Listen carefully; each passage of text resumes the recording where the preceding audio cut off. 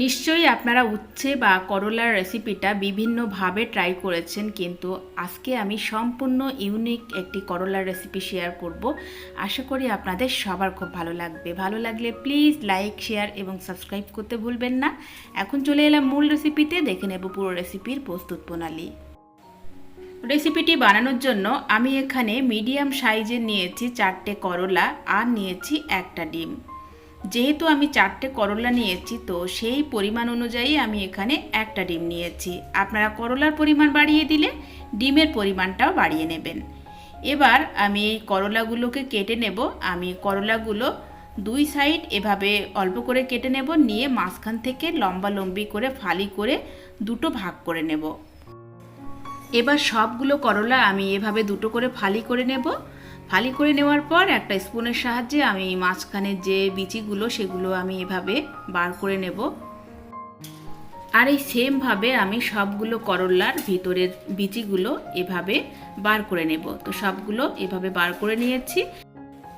এবার আমি যে ডিমটা নিয়েছিলাম সেই ডিমটা এখন আমি একটা মিক্সিং বোলে ভেঙে নেব।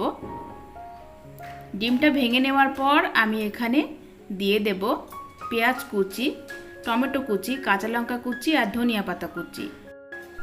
এবার এই পুরো উপকরণগুলো আমি ডিমে দিয়ে দেব, দিয়ে খুব ভালো করে ডিমটাকে ফেটিয়ে নেব।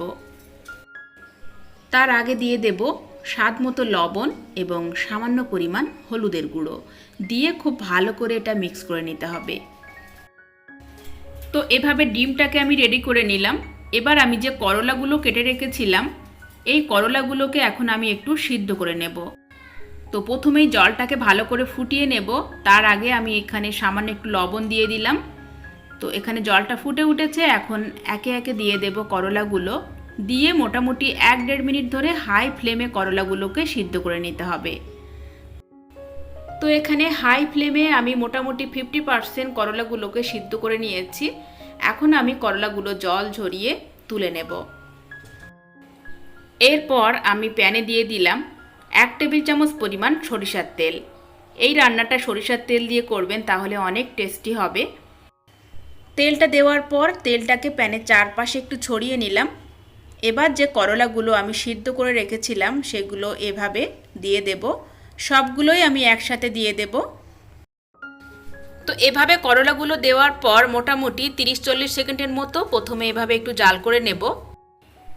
এবার আমি যে ডিমের ব্যাটারটা রেডি করে রেখেছিলাম সেই ডিমের ব্যাটারটা এখন আমি একটা স্পুনের সাহায্যে এভাবে প্রত্যেকটা করলার ভিতরে দিয়ে দেব। তো এটা কিন্তু একটা দারুণ স্বাদের রেসিপি। যারা করলা খেতে চান না তারা এই রেসিপিটা খুব পছন্দ করে খাবে। আপনারা অবশ্যই ট্রাই করে দেখবেন রেসিপিটা একবার। তো এখানে পুরো ডিমের ব্যাটারটা আমি করলার উপরে দিয়ে দিলাম, আর যতটুকু অবশিষ্ট ছিল সেটাও কিন্তু আমি উপর থেকে দিয়ে দিলাম। তো ডিমটা দেওয়ার পর এখন আমি 1-1.5 মিনিট ধরে করলাগুলোকে এভাবে ভেজে নেব। ভেজে নেওয়ার পর এখন আমি এগুলো উল্টে দেব। তো একটা পিঠ উল্টে দিয়েছি, এখন আবারও আমি 1-1.5 মিনিট ধরে এই পিঠটাকেও ভেজে নেব। এই পর্যায়ে আমি সাইড থেকে একটু তেল দিয়ে দিচ্ছি, দিয়ে এখন এই পিঠটাকেও 1-1.5 মিনিট ধরে এভাবে ভেজে নেব। এবার আমি আবারও করলাগুলো উল্টে দেব। তো এভাবে উল্টিয়ে পাল্টিয়ে করলাগুলোকে এখন ভেজে নিতে হবে। তো এভাবে উল্টে দেওয়ার পর এখন আমি উপর থেকে দিয়ে দিচ্ছি কিছুটা পোস্ত দানা, এভাবে ছড়িয়ে দেব করলার উপরে। তবে এটা সম্পূর্ণ অপশনাল, আপনারা চাইলে স্কিপ করতে পারেন। পোস্তটা দিলে করলাগুলো খেতে আরও সুস্বাদু হবে। এবার আমি পোস্তটা দেওয়ার পর আবারও একটু উল্টে দিচ্ছি।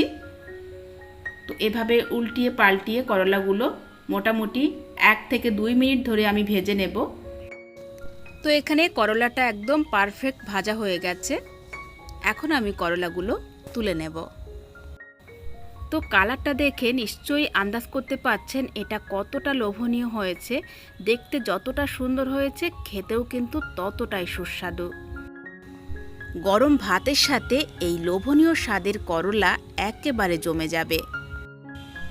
আর এই করলাটা খেতে এতটাই টেস্টি, আপনি এটা শুধুই খেয়ে নিতে পারবেন। আশা করি রেসিপিটি আপনাদের সবার ভালো লেগেছে। ভালো লাগলে প্লিজ একটি লাইক দিতে ভুলবেন না, শেয়ার করবেন, চ্যানেলটিকে সাবস্ক্রাইব করে সাথেই থাকবেন। আজকের মতো বিদায় নিচ্ছি, সবাই ভালো থাকবেন। আগামী পর্বে ফিরে আসছি নতুন রেসিপি নিয়ে। আল্লাহ হাফেজ।